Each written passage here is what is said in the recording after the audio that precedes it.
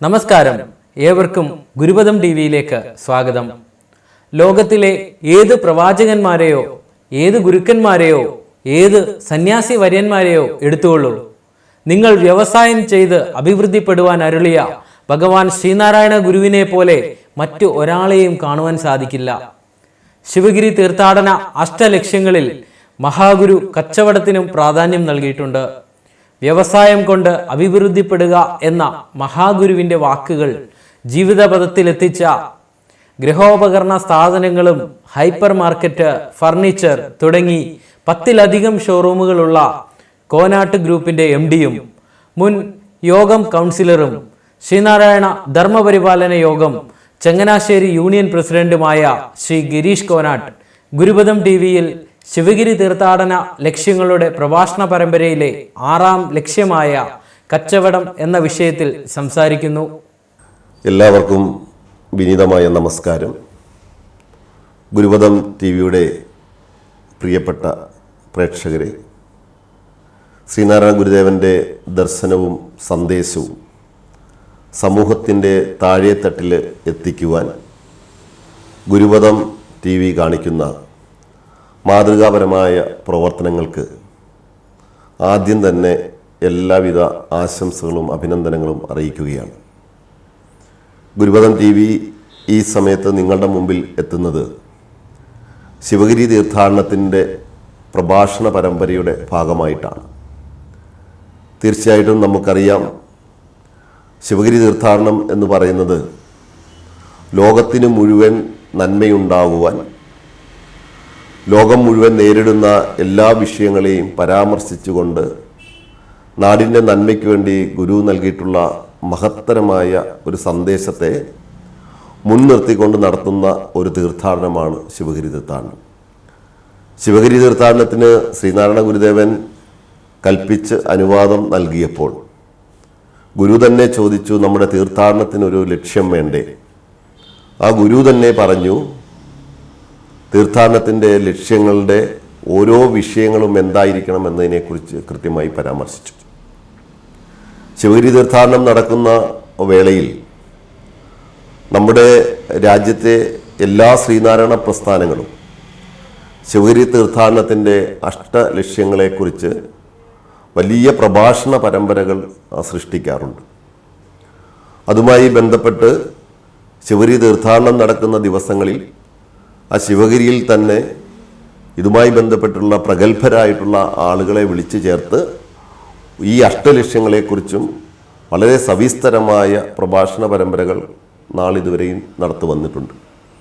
പക്ഷേ ഇപ്പോഴത്തെ ഒരു സാഹചര്യത്തിൽ, പ്രത്യേകിച്ചും കോവിഡ് എന്ന മഹാമാരി ലോകമെമ്പാടും സംഹാരതാണ്ഡവമാടുകയും എല്ലാ പ്രവർത്തനങ്ങളെയും മന്ദീഭവിപ്പിച്ചിരിക്കുകയും ചെയ്യുന്ന ഈ ഒരു സാഹചര്യത്തിലും ഇത് സമൂഹത്തിലേക്ക് അതിൻ്റെ ആ സന്ദേശത്തിൻ്റെ ആ പ്രഭാഷണ പരമ്പരയുടെ അർത്ഥവും വ്യാപ്തിയും പൂർണ്ണതയും ഒട്ടും ചോരാതെ തന്നെ അത് സമൂഹത്തിലേക്ക് എത്തിക്കുക എന്നതാണ് ഗുരുപദം TV ഏറ്റെടുത്തിരിക്കുന്ന മഹത്തായ ദൗത്യം.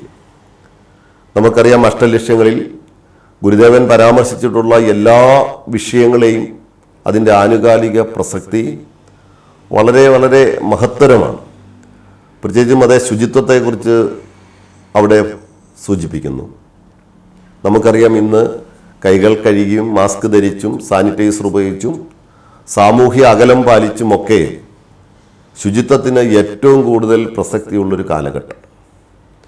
സംഘടനയെക്കുറിച്ച് സംസാരിക്കുമ്പോൾ പ്രതിസന്ധി ഘട്ടത്തിലും പ്രതിബന്ധ ഘട്ടത്തിലുമൊക്കെ അതിനെ തരണം ചെയ്യുവാനും അവശതയും ദുഃഖവും അനുഭവിക്കുന്ന ആളുകൾക്ക് കൈത്താങ്ങാകുവാനും സംഘടനയുടെ പ്രസക്തിയെക്കുറിച്ചും നമുക്കിപ്പോൾ എല്ലാവർക്കും അറിയാം.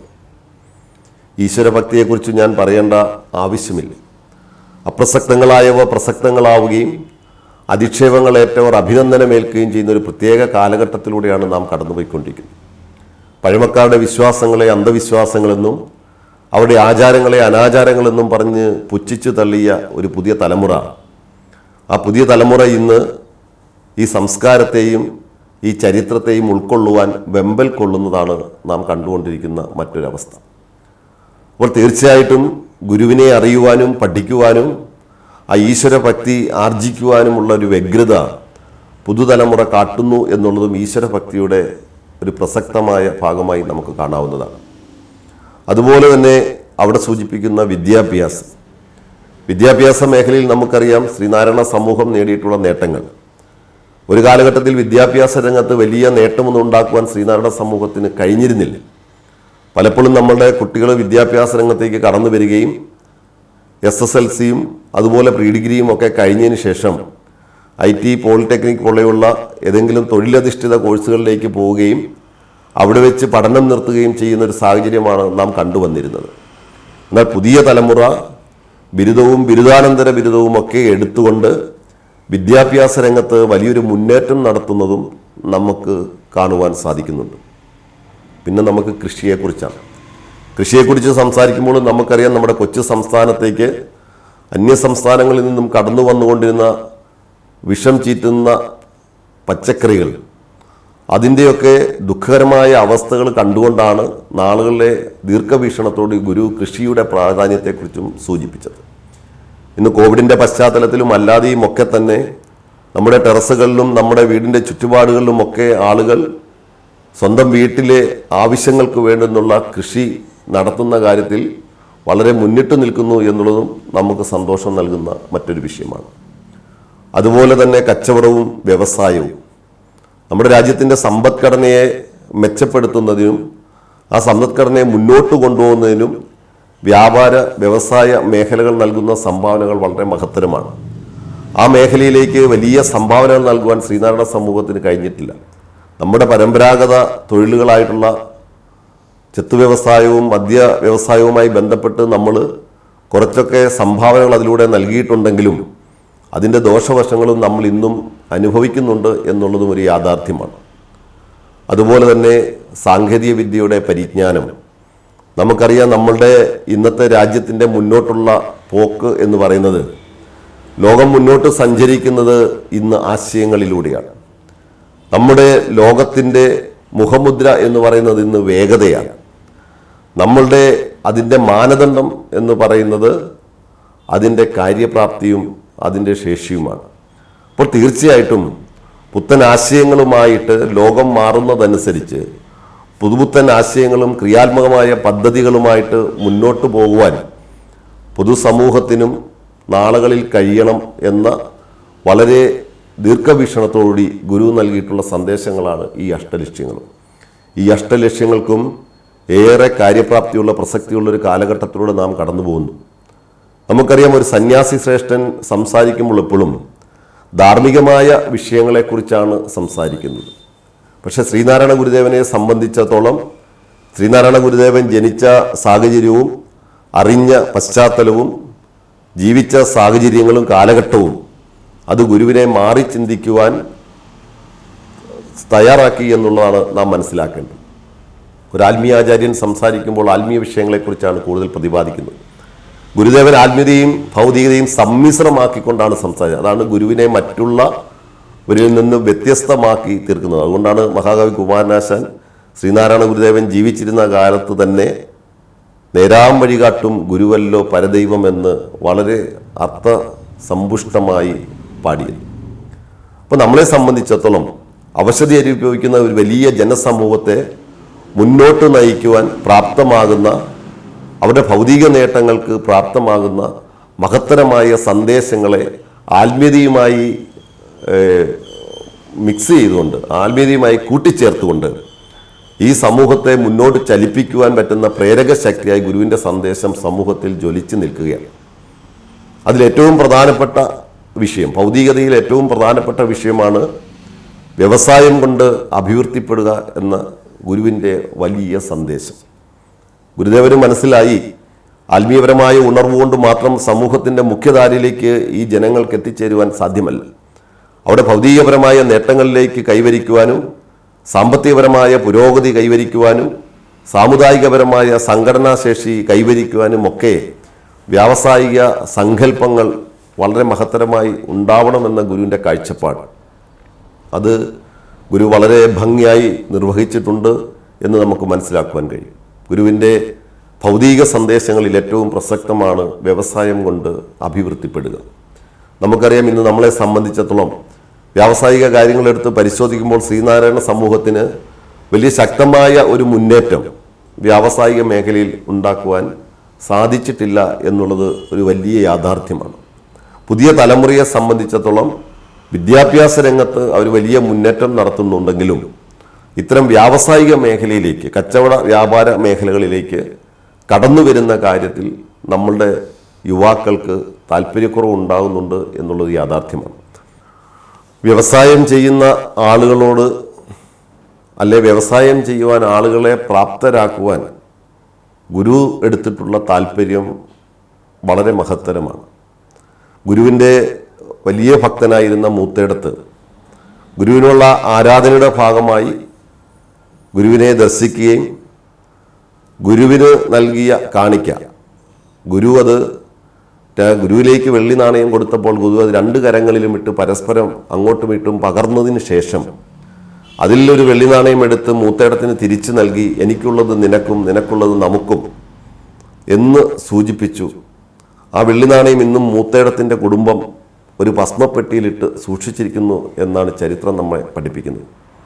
ആ മൂത്തേടത്ത് പണിതു കൊടുത്തിട്ടുള്ള ശിവഗിരി കുന്നിലെ മാർബിൾ വിഗ്രഹം ഇന്ന് ലോകത്തിന് മുഴുവൻ ശാന്തിയും സമാധാനവും നൽകിക്കൊണ്ട് ജ്വലിച്ച് നിൽക്കുകയാണ്.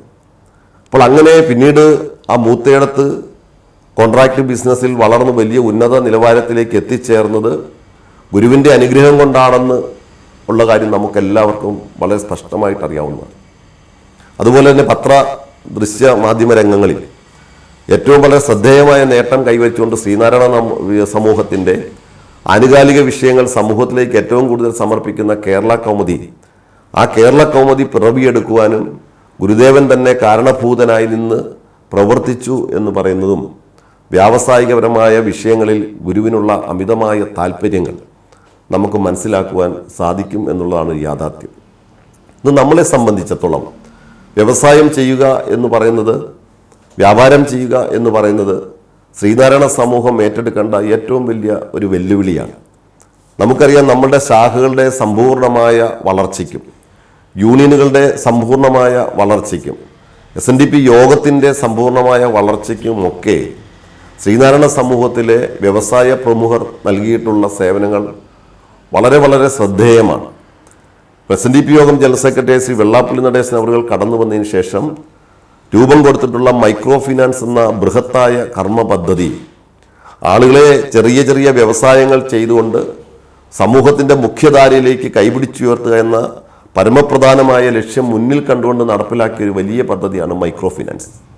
ആ മൈക്രോ ഫിനാൻസിലൂടെ സാമ്പത്തികപരമായി മുന്നേറ്റം നടത്തിക്കൊണ്ട് ഓരോ മൈക്രോ എൻ്റർപ്രണർഷിപ്പും ഉണ്ടാക്കിയെടുത്തുകൊണ്ട് ചെറുകിട വ്യാപാര വ്യവസായ സങ്കല്പങ്ങൾ, സംരംഭങ്ങൾ തുടങ്ങുവാനുള്ള ഒരു നിർദ്ദേശമായിരുന്നു യോഗം ജനറൽ സെക്രട്ടറി അന്ന് മുമ്പോട്ട് വെച്ചിട്ടുള്ളത്. പല ആളുകളും ഇന്ന് അതുമായി ബന്ധപ്പെട്ട് ചെറുകിട വ്യാപാരങ്ങൾ ചെയ്ത് മുന്നോട്ട് വരുന്നുണ്ട്. ഇപ്പോൾ ബേക്കറികൾ നടത്തുന്ന ആളുകളുണ്ട്, ഹോളോ ബ്രിക്സ് ഫാക്ടറികൾ നടത്തുന്ന ആളുകളുണ്ട്, പല രീതിയിലുള്ള ചെറിയ ചെറിയ വ്യവസായങ്ങൾ ചെയ്യുന്ന ആളുകൾ നമുക്കിടയിലുണ്ട്. അപ്പം നമ്മളെ സംബന്ധിച്ചിടത്തോളം ഇതിൽ നിന്നും ഒക്കെ വ്യത്യസ്തമായി പുതിയ തലമുറ വ്യാപാര വ്യവസായ രംഗത്തേക്ക് കടന്നു വരേണ്ടത് വളരെ അത്യാവശ്യമാണ്. ഇതിനെക്കുറിച്ച് നമ്മൾ ചിന്തിക്കുമ്പോൾ പലപ്പോഴും നമ്മുടെ ആളുകൾ വിമുഖത കാണിക്കുന്നതിൻ്റെ പ്രധാനപ്പെട്ട വിഷയം, ഇന്ന് നമുക്കറിയാം, ഒരു വ്യാപാരം അല്ലെങ്കിൽ ബിസിനസ് തുടങ്ങണമെങ്കിൽ നമ്മുടെയൊക്കെ മുമ്പിൽ ഒരുപാട് പ്രശ്നങ്ങൾ മുമ്പിലേക്ക് കടന്നു വരാറുണ്ട്. അതിലേറ്റവും പ്രധാനപ്പെട്ട വിഷയം ആവശ്യമായ സ്ഥലം കണ്ടെത്തുക എന്നുള്ളതാണ്. പലപ്പോഴും നമ്മൾ ഭൂമിയുടെ കാര്യത്തിൽ നമ്മൾ പിന്നിലാണ് എന്നുള്ള കാര്യം നമുക്കറിയാം. അപ്പോൾ നമുക്ക് ആശ്രയിക്കുവാൻ വാടക കെട്ടിടങ്ങൾ മാത്രമേ ഉള്ളൂ. ഒരു വാടക കെട്ടിടത്തേക്ക് നമ്മൾ ബിസിനസ് തുടങ്ങുവാൻ നമ്മൾ അത്തരമൊരു തീരുമാനമെടുക്കുമ്പോൾ ആദ്യം തന്നെ നമ്മൾ ചിന്തിക്കേണ്ട ഒരു വിഷയം, ആ സ്ഥലത്തിന് നമ്മൾ തുടങ്ങുവാൻ പോകുന്ന ആ വ്യാപാരത്തിൻ്റെ ആവശ്യകതയുണ്ടോ? ഇതാണ് നമ്മൾ ഏറ്റവും ആദ്യം പഠിക്കേണ്ട ഒരു വിഷയം. അതാണ്, നമുക്ക് എവിടെ വേണമെങ്കിലും വ്യാപാര സ്ഥാപനം തുടങ്ങാം, എവിടെ വേണമെങ്കിലും മുറികൾ ലഭ്യമാണ്, ഒക്കെ ശരിയാണ്. പക്ഷെ നമ്മൾ ആദ്യം പഠിക്കേണ്ടത്, ഏത് ബിസിനസ് നമ്മൾ തുടങ്ങുന്നതിന് മുമ്പും നമ്മൾ അവിടുത്തെ സാഹചര്യങ്ങളെക്കുറിച്ച്, അവിടുത്തെ പൊതുസമൂഹത്തിൻ്റെ ആവശ്യകതയെക്കുറിച്ചൊരു വിശദമായ പഠനം നടത്തേണ്ടത് ആവശ്യമാണ്. അതിനുശേഷം വേണം നമ്മൾ ആ ബിസിനസ്സിലേക്ക് ഇറങ്ങിത്തിരിക്കുക. നമ്മൾ പലപ്പോഴും വിദേശ രാജ്യങ്ങളിൽ പോയിട്ട് നാട്ടിലെത്തിയിട്ടുള്ള നമ്മുടെ സഹോദരന്മാർ പലപ്പോഴും ബിസിനസ് തുടങ്ങിയിട്ട് പിന്നീട് തകർന്നു പോകുന്ന അവസ്ഥ നമ്മൾ പലപ്പോഴും വേദനാജനകമായി നോക്കി കണ്ടിട്ടുണ്ട്. അതെന്തുകൊണ്ടാണ് എന്ന് ചോദിച്ചാൽ അതിൻ്റെ പ്രഥമ കാരണം ഈ പഠനമില്ലായ്മയാണ്. നമ്മൾ തുടങ്ങുവാൻ പോകുന്ന ബിസിനസ്സിന് അതിന് ആനുകാലിക പ്രസക്തിയുള്ള വിഷയമാണോ, നാട്ടിലെ പൊതുസമൂഹത്തിന് ആവശ്യമുള്ള ഉൽപ്പന്നങ്ങളാണോ എന്നുള്ളതാണ് വിഷയം. രണ്ടാമത്തെ പ്രശ്നമാണ് ആ മുറി ആവശ്യമുള്ള വാടകയ്ക്ക്, കുറഞ്ഞ വാടകയ്ക്ക് മുറി സമ്പാദിക്കുക എന്നുള്ളത്. അതിനുശേഷം നമുക്ക് ഗവൺമെൻറ്റിനെ സംബന്ധിച്ചിടത്തോളം ഫുഡ് ഐറ്റങ്ങൾ വിൽക്കുന്നതാണെങ്കിൽ FSSAI ലൈസൻസ് വേണം, പഞ്ചായത്ത് ലൈസൻസ് വേണം, സെയിൽ ടാക്സുമായി ബന്ധപ്പെട്ട വിഷയങ്ങളാണ് സെയിൽ ടാക്സ് ലൈസൻസ് വേണം. നേരത്തെ നമുക്ക് വാറ്റ് രജിസ്ട്രേഷൻ വേണം, ഇപ്പം GST രജിസ്ട്രേഷൻ വേണം. പക്ഷേ ആ GST രജിസ്ട്രേഷൻ്റെ ആ ടേൺ ഓവറും കാര്യങ്ങളും കൂടുന്നതനുസരിച്ച് നമ്മൾ GST എടുത്താൽ മതി. അപ്പോൾ അങ്ങനെ ഗവൺമെൻറ്റിൻ്റെ നിയമങ്ങളൊക്കെ പാലിച്ചുകൊണ്ട് ഈ ചെറിയ ചെറിയ കടമ്പകൾ കടന്നു പോകുവാൻ പുതിയ തലമുറ തയ്യാറാകുന്നില്ല എന്നുള്ളതൊരു വേദനാജനകമായ വിഷയമാണ്. ഇപ്പോൾ തന്നെ നമുക്കറിയാം, കോവിഡുമായി ബന്ധപ്പെട്ട് നമ്മൾ സംസ്ഥാനത്തിൻ്റെ പല മേഖലകളിലൂടെയും സഞ്ചരിക്കുമ്പോൾ കോവിഡുമായി ബന്ധപ്പെട്ട് ഒരുപാട് ഉൽപ്പന്നങ്ങൾ വിൽക്കുന്ന സ്ഥാപനങ്ങൾ നമുക്ക് കാണുവാൻ സാധിച്ചിട്ടുണ്ട്. സാനിറ്റൈസർ വിൽക്കുന്നത്, മാസ്ക് വിൽക്കുന്ന സ്ഥാപനങ്ങൾ, അങ്ങനെയൊക്കെയുള്ള ഒരുപാട് സ്ഥാപനങ്ങൾ, കോവിഡ് സെൻറ്റർ എന്ന് പറഞ്ഞാൽ കോവിഡ് സ്റ്റോർ എന്ന് പറഞ്ഞുകൊണ്ട് തന്നെ ഇന്ന് വ്യാപാര സ്ഥാനങ്ങൾ പലതും വരുന്നുണ്ട്. പക്ഷെ നമ്മുടെ ശ്രീനാരായണ സമൂഹം അല്ലെങ്കിൽ നമ്മുടെ പുതിയ തലമുറയിൽപ്പെട്ടുള്ള ആളുകൾ അതിനെയൊക്കെ വളരെ ലാഘവത്തോടു കൂടി കാണുന്നു എന്നുള്ളതൊരു ബുദ്ധിമുട്ടുണ്ടാക്കുന്ന വിഷയമാണ്. നമ്മളെ സംബന്ധിച്ചിടത്തോളം ഇന്ന് സ്റ്റേറ്റ് ഗവൺമെൻറ് ആണെങ്കിലും ശരി, സെൻട്രൽ ഗവൺമെൻറ് ആണെങ്കിലും ശരി, ആവശ്യമുള്ള ഫണ്ടുകൾ കൊളാട്രൽ സെക്യൂരിറ്റി ഇല്ലാതെ, ഇപ്പം ഞാനൊക്കെ ബിസിനസ് തുടങ്ങുന്ന കാലത്ത് ആധാരം മാത്രമേ നമുക്ക് ആശ്രയമുള്ളൂ. ഈ ആധാരം കൊണ്ട് പണയം വെച്ചിട്ടാണ് നമ്മൾ ബിസിനസ് തുടങ്ങുന്നത്. ഇന്ന് നമ്മളെ സംബന്ധിച്ചിടത്തോളം നമുക്ക് താല്പര്യമുണ്ടെങ്കിൽ, നമുക്കത് ചെയ്യുവാനുള്ള ഇച്ഛാശക്തി ഉണ്ടെങ്കിൽ, നമുക്ക് കഠിനാധ്വാനം ചെയ്യാനുള്ള മനസ്സുണ്ടെങ്കിൽ, നമുക്കിന്ന് ഇത്തരം ബിസിനസ്സൊക്കെ ചെയ്യുന്നതിന്, ചെറിയ രീതിയിൽ ബിസിനസ് ചെയ്യുവാനും അത് പിന്നീട് വളർത്തിയെടുക്കുവാനും ഒക്കെയുള്ള സാഹചര്യം നമ്മുടെ സംസ്ഥാനത്ത് ലഭ്യമാണ്. അത് സംസ്ഥാന ഗവൺമെൻറ്റിൻ്റെ വിവിധ പദ്ധതികൾ നമുക്ക് അതിലൂടെ ആർജിക്കുവാൻ സാധിക്കും. അതുപോലെ സെൻട്രൽ ഗവൺമെൻറ് മുദ്രാ ലോൺ ഉൾപ്പെടെയുള്ള കാര്യങ്ങളിൽ വളരെ ലളിതമായ ഇടപാടുകൾ സമർപ്പിച്ചിട്ടുണ്ട്. MSMEയിലൂടെ കൃത്യമായി പ്രൊജക്റ്റുകൾ തയ്യാറാക്കിക്കൊണ്ട് മുദ്രാ ലോണുകൾ എടുത്തുകൊണ്ട് സബ്സിഡി നേടിക്കൊണ്ട് ബിസിനസ് ചെയ്യുവാൻ പറ്റുന്ന ഒരുപാട് അവസരം ഇന്ന് നമ്മുടെ മുമ്പിലുണ്ട്. പക്ഷെ പലപ്പോഴും നമ്മുടെ കുട്ടികൾ, നമ്മുടെ യുവാക്കൾ അതിലേക്ക് തിരിയുന്നില്ല. അവർ പറയുന്നത് ഈ ലോൺ കിട്ടുവാൻ താമസമാണ്, അല്ലെങ്കിൽ ലോൺ ബാങ്കുകാർ തരുന്നില്ല എന്നുള്ളതാണ്. കൃത്യമായ രീതിയിൽ ആ പ്രൊജക്റ്റ് അറിവുള്ള നമ്മളുടെ ഒട്ടേറെ റിട്ടയർഡ് ബാങ്ക് മാനേജേഴ്സൊക്കെ ഉണ്ട്. അവരുമായി ബന്ധപ്പെട്ട് കഴിഞ്ഞാൽ അതിന് കൃത്യമായ രീതിയിലുള്ള പ്രൊജക്റ്റ് അവർ തയ്യാറാക്കി തരും. ആ പ്രൊജക്റ്റ് കൊണ്ട് കൃത്യമായി ബാങ്കിൽ സമർപ്പിച്ചു കഴിഞ്ഞാൽ നിങ്ങളുടെ അവകാശങ്ങളെ നിഷേധിക്കുവാൻ ആർക്കും സാധ്യമല്ല. കാരണം ഇതിൻ്റെ സെൻട്രൽ ഗവൺമെൻറ് അത് ശക്തമായ ഇടപെടൽ ഈ വിഷയങ്ങളിൽ നടത്തിയിട്ടുണ്ട്. അപ്പോൾ ബിസിനസ് ചെയ്യുമ്പോൾ ഇത്തരം കാര്യങ്ങളിലൊക്കെ നമുക്ക് വളരെ ശ്രദ്ധേയമായ ഒരു മുന്നേറ്റം നടത്തേണ്ടത് വളരെ അത്യന്താപേക്ഷിതമായ ഒരു വിഷയമാണ്. ബിസിനസ് ചെയ്യുന്ന ആളുകളെ സംബന്ധിച്ചിടത്തോളം ഏറ്റവും അത്യാവശ്യമായ ഒരു വിഷയമാണ് ഫിനാൻഷ്യൽ ഡിസിപ്ലിൻ. അച്ചടക്കം, സാമ്പത്തിക അച്ചടക്കം ഉണ്ടാവുക എന്നുള്ളതാണ് മറ്റൊരു പ്രധാനപ്പെട്ട വിഷയം. നമുക്ക് വ്യാപാരം ചെയ്യുമ്പോൾ ഇഷ്ടം പോലെ സമ്പത്ത് നമ്മുടെ കൈകളിലേക്ക് വരും. നമ്മളത് മുതൽ മുടക്ക് നമുക്കുണ്ട്, ലാഭമുണ്ട്. ലാഭത്തിൻ്റെ അംശം മാത്രം ചിലവാക്കാനുള്ള അവകാശം നമുക്കുള്ളൂ. മുതലെടുത്ത് ചിലവാക്കാനുള്ള അവകാശം നമുക്കില്ല. മുതൽ ചിലപ്പം ബാങ്ക് ലോണിൻ്റെ ആകാം, അല്ലെങ്കിൽ മുദ്രാ ലോണിൻ്റെ ആകാം, അല്ലെങ്കിൽ നമ്മളുടെ വർക്കിംഗ് ക്യാപിറ്റലുമായി ബന്ധപ്പെട്ട കാര്യങ്ങളാകാം. പക്ഷേ പലപ്പോഴും വ്യാപാര സ്ഥാപനങ്ങൾ നശിച്ചു പോകുന്ന വ്യക്തമായ പ്ലാനിങ് ഇല്ലാത്തതുകൊണ്ടാണ്, ഫിനാൻഷ്യൽ ഡിസിപ്ലിൻ ഇല്ലായ്മ. അതാണ് ബിസിനസ് നശിച്ചു പോകുന്നതിൻ്റെ മറ്റൊരു പ്രധാനപ്പെട്ട വിഷയം. അപ്പോൾ നമ്മളെ സംബന്ധിച്ചിടത്തോളം ഈ പറഞ്ഞ ഘടകങ്ങളെല്ലാം തന്നെ ആവശ്യമായ സാഹചര്യങ്ങൾ സൃഷ്ടിക്കുക, ആവശ്യമായ മൂലധനം കണ്ടെത്തുക, ആവശ്യമായ രീതിയിലുള്ള ഫിനാൻഷ്യൽ ഡിസിപ്ലിനുള്ള കാര്യങ്ങൾ നമ്മൾ ചെയ്ത് മുന്നോട്ട് കൊണ്ടുപോവുക. നാലാമത്തെ നമ്മുടെ വിഷയമാണ് നമ്മുടെ ഏറ്റവും കൂടുതൽ സേവനം അല്ലെങ്കിൽ നമ്മളാക്കുന്നത്, നമ്മുടെ പ്രസ്ഥാനത്തെ വിജയിപ്പിക്കുന്ന ഉപഭോക്താക്കളാണ്. ആ ഉപഭോക്താക്കൾക്ക് നമ്മൾ നൽകുന്ന സേവനം, ആ സ്ഥാപനത്തെ ഉപഭോക്താക്കൾക്ക് അമിതമായ വിശ്വാസമുണ്ടായിരിക്കും. നമ്മൾ നൽകുന്ന ഉൽപ്പന്നത്തിന് വ്യക്തമായ ക്വാളിറ്റിയും വ്യക്തമായ ക്വാണ്ടിറ്റിയും ന്യായമായ പ്രൈസും നമുക്ക് നൽകുവാൻ സാധിക്കണം. ഉപഭോക്താക്കളെ കൊണ്ട് മാത്രമേ ഒരു പ്രസ്ഥാനം മുന്നോട്ട് പോകുള്ളൂ. ഗാന്ധിജി തന്നെ പറഞ്ഞിട്ടുണ്ട്, the customer is the most important person in the premises. പല സ്ഥാപനങ്ങളിലും അത്തരം ബോർഡുകൾ ഡിസ്പ്ലേ ചെയ്ത് വെച്ചേക്കുന്നത് നമുക്ക് കാണുവാൻ സാധിക്കും. ഗാന്ധിജിയും ആ ഉപഭോക്തൃ സംസ്കാരത്തെക്കുറിച്ചും ഉപഭോക്താവിനെക്കുറിച്ചും വളരെ ശക്തമായ രീതിയിൽ പറയാൻ കാരണം നമ്മുടെ രാജ്യത്തിൻ്റെ സമ്പദ് വ്യവസ്ഥയിലേക്ക് ഏറ്റവും കൂടുതൽ നികുതി പിരിച്ച് സമാഹരിച്ച് നൽകുന്നത് വ്യാപാരികളും വ്യവസായികളുമാണ്. ഈ നാടിൻ്റെ ഖജനാവ് സംരക്ഷിക്കുന്നത്, ഈ രാജ്യത്തിൻ്റെ ഖജനാവ് സംരക്ഷിക്കുന്നത് വ്യാപാരി സമൂഹമാണ്. അവർ പ്രത്യക്ഷമായും പരോക്ഷമായും നികുതി സമാഹരിച്ചുകൊണ്ട് യാതൊരുവിധ ശമ്പളവും വാങ്ങിക്കാതെ ഈ വ്യാപാരി വ്യവസായികളാണ് സംസ്ഥാന ഗവൺമെൻറ്റിൻ്റെയും സെൻട്രൽ ഗവൺമെൻറ്റിൻ്റെയും ഖജനാവിലേക്ക് നികുതി പിരിച്ച് സമാഹരിക്കുന്നത്. അപ്പോൾ അതുകൊണ്ട് തന്നെ നമ്മുടെ ഉപഭോക്താക്കളാണ് ഒരു സ്ഥാപനത്തിൻ്റെ ഏറ്റവും പ്രധാനപ്പെട്ട വ്യക്തി. ഉപഭോക്തൃ താല്പര്യങ്ങൾ സംരക്ഷിക്കുകയും ഉപഭോക്താവിൻ്റെ അഭിരുചിക്കനുസരിച്ച് നീങ്ങുകയും ചെയ്തെങ്കിൽ മാത്രമേ ഏതു പ്രസ്ഥാനവും നമുക്ക് മുന്നോട്ട് കൊണ്ടുപോകാൻ സാധിക്കുകയുള്ളൂ. ഉപഭോക്താവിൻ്റെ അഭിരുചിയാണ് നമ്മൾ ശ്രദ്ധിക്കേണ്ടത്. അതുപോലെ തന്നെ ഓരോ ഉപഭോക്താവും നമ്മളെ ആശ്രയിക്കുമ്പോൾ ഗാന്ധിജി പറഞ്ഞതുപോലെ അവർ നമ്മളെയല്ല ആശ്രയിക്കുന്നത്, നമ്മൾ അവരെയാണ് ആശ്രയിക്കുന്നത്. ഈ ഒരു ചിന്ത നമുക്കുണ്ടാവും. ആ ഉപഭോക്താവിനെ കാണുമ്പോൾ ആ ഉപഭോക്താവിൻ്റെ സേവനത്തിലൂടെ മാത്രമേ എനിക്കും എൻ്റെ പ്രസ്ഥാനത്തിനും എൻ്റെ സ്ഥാപനത്തിൽ തൊഴിലെടുക്കുന്ന ആളുകൾക്കും മുന്നോട്ട് ജീവിച്ചു പോകാൻ സാധ്യമാവുള്ളൂ എന്നൊരു തോന്നൽ നമുക്കുണ്ടായാൽ ആ ഉപഭോക്താവിനെ ബഹുമാനിക്കുവാനും സ്നേഹിക്കുവാനും നമുക്ക് സാധിക്കും. അപ്പോൾ തീർച്ചയായിട്ടും വലിയ ഉപഭോക്തൃ സംസ്കാരമുള്ളൊരു നാടാണ് നമ്മുടെ കേരളം. തീർച്ചയായിട്ടും ആ മാറുന്ന ഉപഭോക്താക്കളുടെ അഭിരുചിക്കനുസരിച്ച് നമുക്കും നമ്മുടെ വ്യാപാര മേഖലയെ ശക്തിപ്പെടുത്തിക്കൊണ്ട് മുന്നോട്ട് പോകുവാൻ കഴിയണം. അപ്പോൾ തീർച്ചയായിട്ടും ഇത്തരം ആശയങ്ങൾ ഗുരുദേവൻ വ്യവസായം കൊണ്ട് അഭിവൃദ്ധിപ്പെടുക എന്ന സന്ദേശം സമൂഹത്തിന് നൽകിയത് എല്ലാ ആളുകളും അത്തരം രംഗങ്ങളിലേക്ക് കൂടുതൽ കടന്നു വരാനുള്ള താല്പര്യമുണ്ടാവാൻ വേണ്ടിയിട്ടാണ്. ആത്മീയ വിഷയങ്ങളെക്കുറിച്ച് സംസാരിക്കുന്ന ഒരുപാട് ആചാര്യന്മാരെ നമുക്കറിയാം. പക്ഷേ ആത്മീയതയ്ക്കൊപ്പം ഭൗതികയെക്കുറിച്ച് സംസാരിച്ച ഒരു ആചാര്യനെ നമുക്ക് ഗുരുവല്ലാതെ മറ്റൊരാളെ കാണുവാൻ സാധിക്കില്ല എന്നുള്ളതാണ് ഒരു യാഥാർത്ഥ്യം. അപ്പോൾ അവശത അനുഭവിക്കുന്ന ശ്രീനാരായണ സമൂഹത്തിൻ്റെക്ക് മുഖ്യധാരയിലേക്ക് കൈപിടിച്ചുയർത്താൻ ഗുരു കണ്ട ഏറ്റവും പരമപ്രധാനമായൊരു മാർഗമാണ് വ്യവസായ മേഖല, വ്യവസായം കൊണ്ട് അഭിവൃദ്ധിപ്പെടുക എന്ന മഹത്തരമായ ഒരു സന്ദേശം.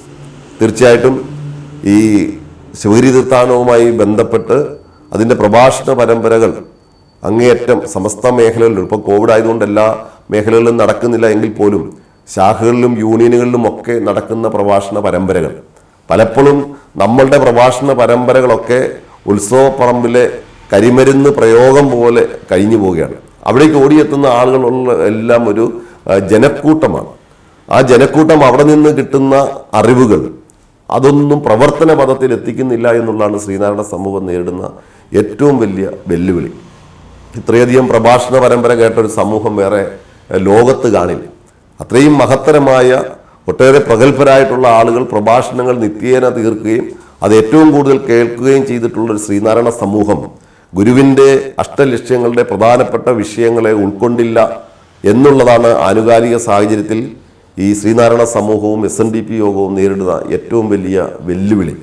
ഇനിയെങ്കിലും നമ്മളുടെ പ്രഭാഷണ പരമ്പരകൾ, ആ പ്രഭാഷണ പരമ്പരയുടെ കാതൽ, അതിൻ്റെ അർത്ഥവും വ്യാപ്തിയും പൂർണ്ണതയും നമ്മുടെ ജീവിത പദത്തിൽ എത്തിക്കുവാൻ, ഗുരുവിൻ്റെ സന്ദേശങ്ങൾ നമ്മൾ ജീവിത പദത്തിൽ എത്തിക്കണം. ഈ പ്രഭാഷണ പരമ്പരകൾ കേട്ടതുകൊണ്ട് മാത്രം കാര്യമില്ല. ഇതിൻ്റെ ഗുരു പറഞ്ഞിട്ടുള്ള കാര്യങ്ങളെല്ലാം മനുഷ്യൻ്റെ നന്മയ്ക്ക് വേണ്ടിയിട്ട് പറഞ്ഞിട്ടുള്ള നല്ല വശങ്ങളാണ്. അതിനെ ഉൾക്കൊള്ളുവാനും അത് മനസ്സിലാക്കുവാനും പ്രചരിപ്പിക്കുവാനും പഠിക്കുവാനും ഒക്കെയുള്ള ഒരു സംവിധാനം നമുക്കുണ്ടാവണം. അത്തരം ചിന്തകളുമായിട്ട് വേണം നമുക്ക് മുന്നോട്ട് പോകുവാൻ. അതായിരിക്കണം നമ്മുടെ ശിവഗിരി തീർത്ഥാടനത്തിൻ്റെ പ്രഭാഷണ പരമ്പരയുടെ പ്രസക്തി. വ്യവസായ രംഗത്ത് ശ്രദ്ധേയമായ നേട്ടം കൈവരിച്ചിട്ടുള്ള നിരവധി ആളുകൾ ഇന്ന് ശ്രീനാരായണ സമൂഹത്തിലുണ്ട്. അവരൊക്കെ തന്നെ ഇന്ന് സമുദായത്തെ നയിക്കുവാൻ കടന്നു വന്നിട്ടുമുണ്ട്. യോഗം ജനറൽ സെക്രട്ടറി വലിയ ഒരു വ്യവസായ പ്രമുഖനാണ്. അതുപോലെ ഇന്ന് യൂണിയനുകളെടുത്ത് പരിശോധിച്ചാലും ശാഖകളെടുത്ത് പരിശോധിച്ചാലും ഒക്കെ ഒട്ടേറെ ആളുകൾ, വ്യവസായ പ്രമുഖരായിട്ടുള്ള ആളുകൾ നമ്മളിലേക്ക് കടന്നു വരുന്നുണ്ട്. നമ്മൾ അറിയപ്പെടാത്ത ഒരുപാട് വ്യവസായ പ്രമുഖരും ഉണ്ട്. പലപ്പോഴും എനിക്ക് വേദന തോന്നിയിട്ടുള്ളൊരു വിഷയം കൂടി ഞാനിവിടെ പരാമർശിക്കുകയാണ്. ഈ സമുദായം, ഈ ശ്രീനാരായണ സമൂഹം നേരിടുന്ന വെല്ലുവിളികളിൽ ഒരു പ്രധാനപ്പെട്ട വിഷയം, നല്ല ഒരു ഗവൺമെൻറ് ജോലി ലഭിച്ചു കഴിഞ്ഞാൽ ചില ആളുകൾക്ക് ഞാനൊരു ശ്രീനാരായണീയനാണ് എന്ന് പറയാനുള്ളൊരു വിമുഖതയുണ്ട്. അതുപോലെ തന്നെ ചില വ്യാപാര സ്ഥാപനങ്ങൾ, വ്യവസായ സ്ഥാപനങ്ങൾ നടത്തുന്ന ആളുകൾക്കും ഞാനൊരു ശ്രീനാരായണീയനാണ് എന്ന് പറയുന്നതിൽ വളരെ ബുദ്ധിമുട്ടുണ്ട്. അതിലേറ്റവും കൂടുതൽ വ്യവസായത്തെക്കുറിച്ച് ഞാൻ സൂചിപ്പിച്ചല്ലോ, വ്യവസായത്തെക്കുറിച്ച് ഇത്രയധികം കാഴ്ചപ്പാടുള്ള, വ്യവസായം കൊണ്ട് അഭിവൃദ്ധിപ്പെടുവാൻ പറഞ്ഞ ശ്രീനാരായണ ഗുരുദേവൻ്റെ ഫോട്ടോ പോലും പ്രദർശിപ്പിക്കുവാൻ മടി കാണിക്കുന്ന ചില വ്യവസായികളും വ്യാപാരികളും നമുക്കിടയിലുണ്ട് എന്നുള്ളൊരു യാഥാർത്ഥ്യമാണ്. അത് ഗുരുവിനെ തിരസ്കരിക്കുന്നതിന് തുല്യമാണ്. നമ്മളെ സംബന്ധിച്ചിടത്തോളം നമുക്ക് നേരാം വഴി കാട്ടും ഗുരുവല്ലോ പരദൈവം. നമുക്ക് നല്ല വഴി കാണിച്ചു തന്ന ഗുരുവിനെ അറിഞ്ഞ് പ്രാർത്ഥിച്ചുകൊണ്ട് നമ്മൾ വ്യാപാര മേഖലയിലേക്ക് കിടക്കുക. എൻ്റെ വ്യാപാര സ്ഥാപനങ്ങളെല്ലാം പുലരുന്നത് വളരെ അഭിമാനത്തോടുകൂടി ഞാൻ പറയുകയാണ്. ഗുരുവിൻ്റെ ഫോട്ടോ വെച്ച് എല്ലാ മതവിഭാഗത്തിൽപ്പെട്ടിട്ടുള്ള എൻ്റെ സഹപ്രവർത്തകർ 147 സ്റ്റാഫുകൾ എൻ്റെ കൂടെ ഇന്ന് ജോലി ചെയ്യുന്നുണ്ട്. ഇവരെല്ലാവരും ഒന്നിച്ച് നിന്നുകൊണ്ട് എല്ലാ ബ്രാഞ്ചിലും രാവിലെ 9 മണിക്കും 10 മണിക്കും ഇടയ്ക്കുള്ള സമയത്ത് ദൈവദശകം ഒന്നിച്ച് ചൊല്ലിയാണ് എൻ്റെ സ്ഥാപനം തുടക്കം കുറിക്കുന്നത്. ആ സമയത്ത് എത്ര വലിയ വ്യാപാരം നടക്കേണ്ട സാഹചര്യം വന്നാലും ഞങ്ങൾ വ്യാപാരം ചെയ്യാറില്ല. ഗുരുവിലേക്ക് നമ്മുടെ പ്രസ്ഥാനത്തെ നമ്മൾ ലയിപ്പിക്കുകയാണ്. അവിടെ അർപ്പണ മനോഭാവത്തോടുകൂടി ഗുരു നമ്മോട് വ്യവസായം കൊണ്ട് അഭിവൃദ്ധിപ്പെടുവാൻ പറഞ്ഞു. ഗുരുവിൻ്റെ ഫോട്ടോ വെച്ച് ആരാധിച്ച് പ്രാർത്ഥന നടത്തി ദൈവദശകം ചൊല്ലി തുടങ്ങിയ എൻ്റെ പ്രസ്ഥാനം നാളിതുവരെയായിട്ടും ഒരു ബുദ്ധിമുട്ടിലേക്കും പോയിട്ടില്ല. തിരിഞ്ഞു നോക്കേണ്ട ആവശ്യം എനിക്ക് ഉണ്ടായിട്ടില്ല എന്നുള്ളത് യാഥാർത്ഥ്യമാണ്. 2 ഷോറൂമുകൾ പുതുതായിട്ട് ഞാൻ തുടങ്ങാൻ പോകുന്നു. 2 നമ്മൾ വെക്കാനുള്ള ഗുരുവിൻ്റെ ഫോട്ടോയ്ക്കാണ് ആദ്യം ഓർഡർ കൊടുത്തത്.